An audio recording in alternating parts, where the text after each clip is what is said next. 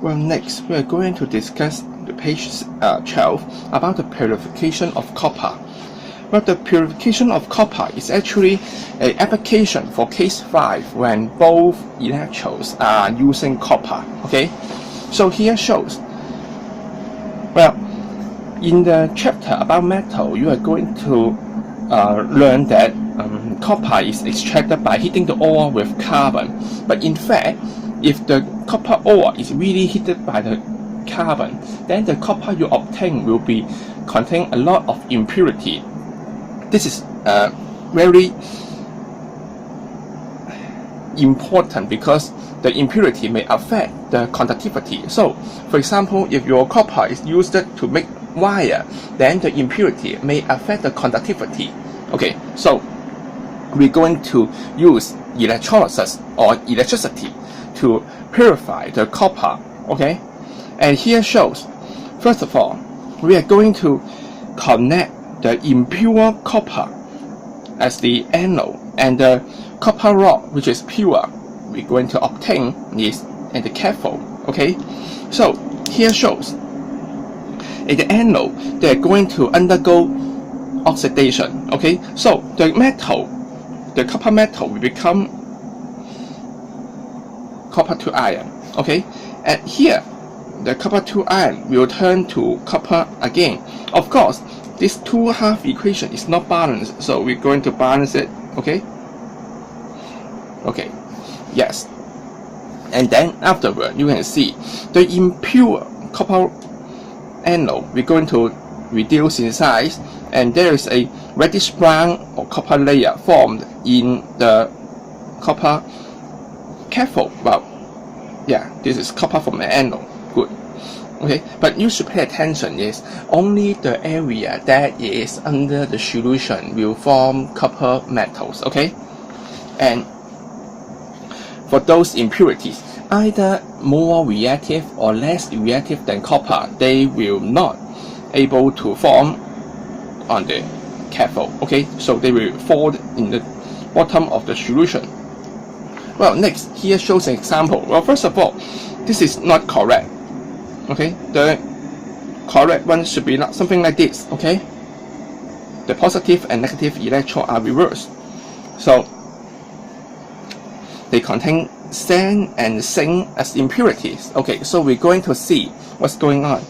For the impurity copper, well, we have just mentioned the copper metal will form copper to iron and electrons. Okay, and the pure copper rod, the copper to iron, will receive electron to form copper.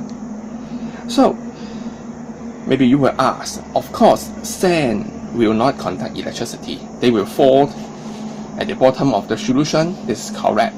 But how about zinc? Zinc is more reactive than copper. Why zinc cannot deposit on the cathode? Okay, well, the answer is very simple. Of course, zinc is more reactive.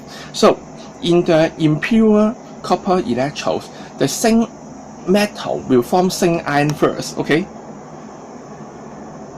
they form zinc iron because they lost electron more readily. But the concentration of zinc iron is much less than that of the copper to iron. So the zinc iron,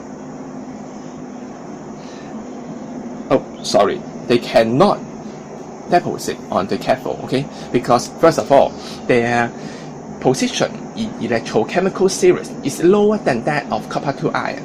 The second one is their concentration is too low. Okay, so include two factors, they cannot get the preferential discharge.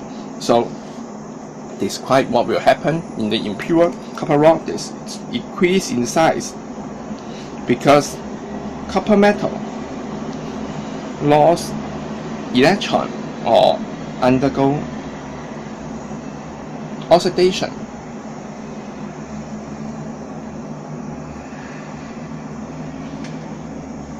To form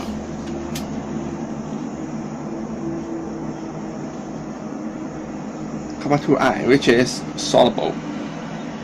Okay. Well, on the other hand, how about the pure copper rod? For the pure copper rod, they will of course increase size because copper to iron forms copper metal by reduction. Okay, so their size will increase. So finally, how about the waste?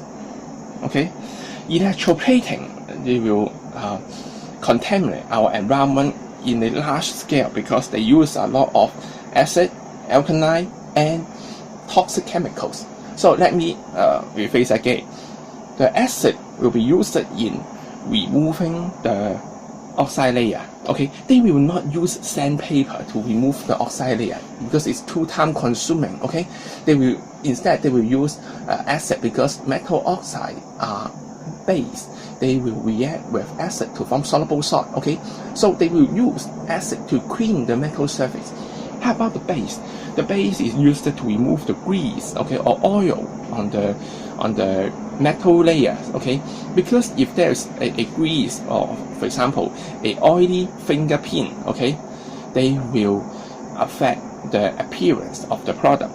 Okay, finally, for example, some toxic chemicals, okay, for example cyanide iron. Okay, cyanide iron is used in electroplating because they will generate a smooth surface. Okay, so what will be the problem is they will kill the marine life. Okay, because the waste may contain acid or base or alkaline or toxic chemicals. Okay, and suggest how to remove or solve the problem. Yes, it's simple, right? Remove acid or base by neutralization. For example, if the waste or sewage contain a highly acidic solution, then you use some calcium carbonate or calcium hydroxide, okay, to neutralize it. Oh, we will not use sodium hydroxide because strong acid and strong alkaline will generate a lot of heat energy, which is very dangerous. Okay, if the solution is base, well, easy. We use hydrochloric acid to do it. Okay, and how about the toxic chemicals? Okay, something forgot here. Toxic chemicals may contain metal iron. Okay, the metal iron will be removed by precipitation. For example, the copper 2 iron, we add sodium hydroxide to form copper 2 hydroxide. Okay, this is important because not we only remove the toxic metal iron, but the copper 2 hydroxide can be used in recycling, okay, to save more money.